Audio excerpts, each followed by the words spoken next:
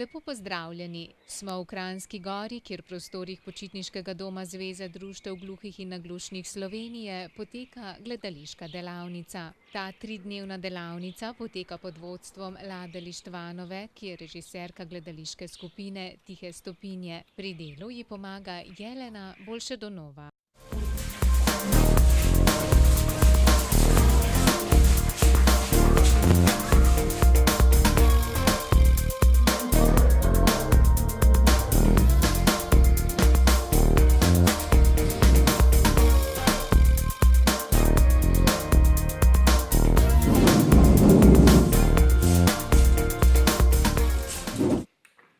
Zanimivost te delavnice je, da so sodelovale tudi gluhe in naglušne študentke z dvema profesoricama z Gledališke akademije JAMU v Brnu.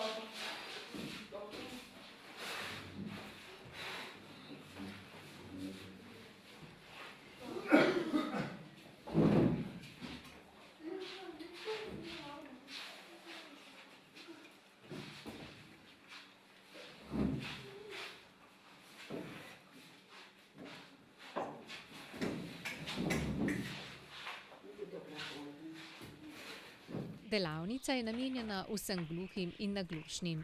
Udeležilo se je 26 gluhih in naglušnih, in sicer iz 7 društev iz Slovenije, in pridobivali so nova znanja s področja gledališča.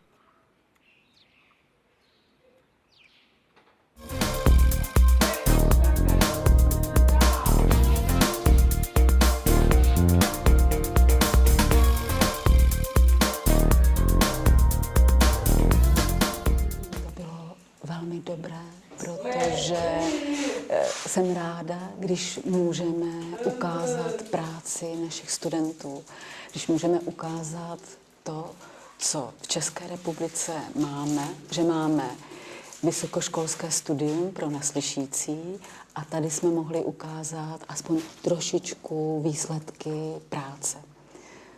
Takže a ještě druhá radost je, že jsme se tu setkali s Ladou Lištvanovou, která je naše absolventka, a to je největší odměna pro učitele, když vidí, že to, co dává studentům, že se to nestratí, že to nějak pokračuje dál.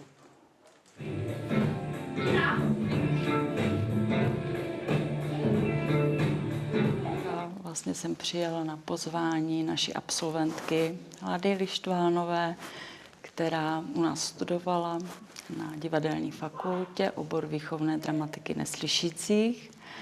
No a 3 dny tady jsme prožili v krásné atmosféře, kdy jsme vlastně viděli, že slovinští neslyšící pracují s otevřeným srdcem. No, s emocí, s takovou vstřícností, s radostí a čerpají ty poznatky, jsou komunikativní. No a bylo to velmi příjemné setkání i s tím, že vlastně studentky ukázaly, že mohou něco nabídnout dalším neslyšícím i v ostatních zemích než v České republice.